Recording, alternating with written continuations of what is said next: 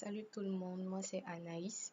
Je suis chrétienne, je fais partie du groupe d'études bibliques Unis pour le Christ et je suis venue aujourd'hui partager avec vous un message qui me tient à cœur. Selon moi, c'est le message le plus beau, c'est le message de l'amour. Et pour pouvoir partager avec vous ce message, je me suis basée sur les Écritures saintes, je me suis basée sur ce que nous dit la Bible.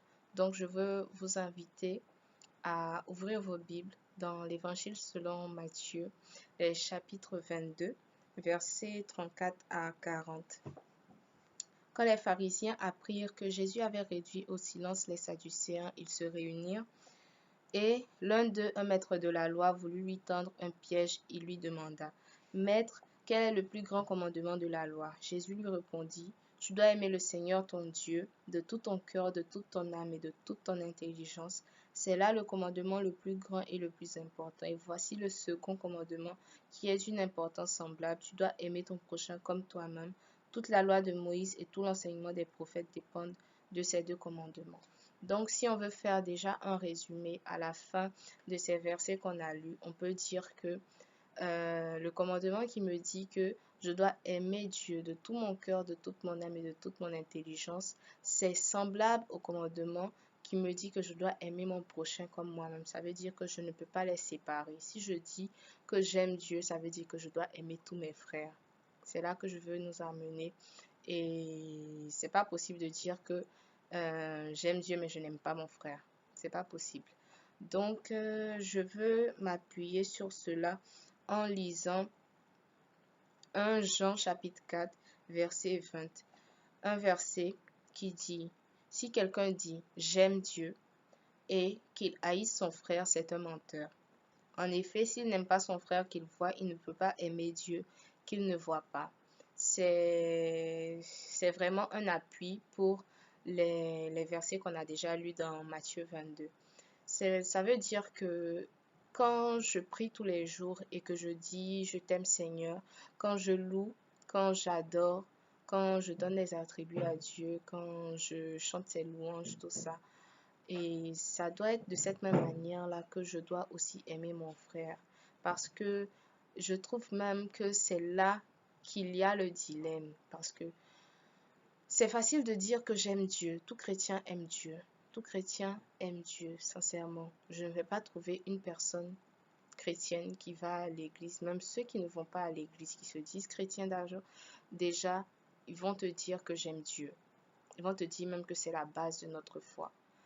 Et tu peux trouver ce genre de personnes qui vont te dire que j'ai un différent avec cette personne. Moi, j'aime tout le monde, j'ai pas de problème avec les gens, mais cette personne-là, ce qu'elle m'a fait, je ne peux pas pardonner. Tu vois, c'est là que je veux t'amener. Ce manque de pardon-là peut te valoir la vie éternelle, frère. Ce manque de pardon peut te valoir le salut. Ce même pourquoi tu vis sur la terre. Ça peut te valoir le salut. Je veux vraiment t'inviter à comprendre que la foi, c'est par les actes. La foi, c'est pas seulement la croyance. Et c'est de la même manière que quand tu dis que j'aime Dieu, ça doit se voir par les actes. Ça doit se voir par les actes. Pas la charité où tu regardes ton frère de haut, mais vraiment le partage. Faut que les gens, même pas pour les yeux des hommes, faut que Dieu puisse le voir. Faut que tu puisses montrer à Dieu que tu l'aimes en étant frère avec tout le monde, sans exception. Sans exception. S'il y a une personne seulement dans ton répertoire avec qui tu ne parles pas ou bien avec qui tu es fâché, une personne que tu n'arrives pas à pardonner, tu ne peux pas dire que tu aimes Dieu. 1 Jean chapitre 4 dit que tu es un menteur. Donc, je veux vraiment inviter tout le monde à pouvoir rechercher ce sentiment-là, à pouvoir rechercher cette grâce-là que Dieu même donne. Je veux inviter tout le monde à pouvoir désirer cet amour-là. Notre monde serait tellement plus beau si tout le monde avait ce sentiment-là dans le cœur, mais de manière sincère. Et c'est le message que je suis venue partager aujourd'hui. Et je veux que vous ouvriez vos Bibles dans 1 Corinthiens chapitre 13. 1 Corinthiens chapitre 13 qui nous parle même de cet amour-là.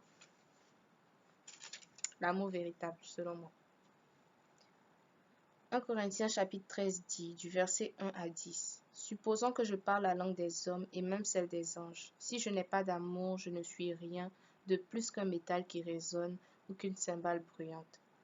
Je pourrais transmettre les messages reçus de Dieu, posséder toute la connaissance et comprendre tous les mystères. Je pourrais avoir la foi capable de déplacer les montagnes. Si je n'ai pas d'amour, je ne suis rien.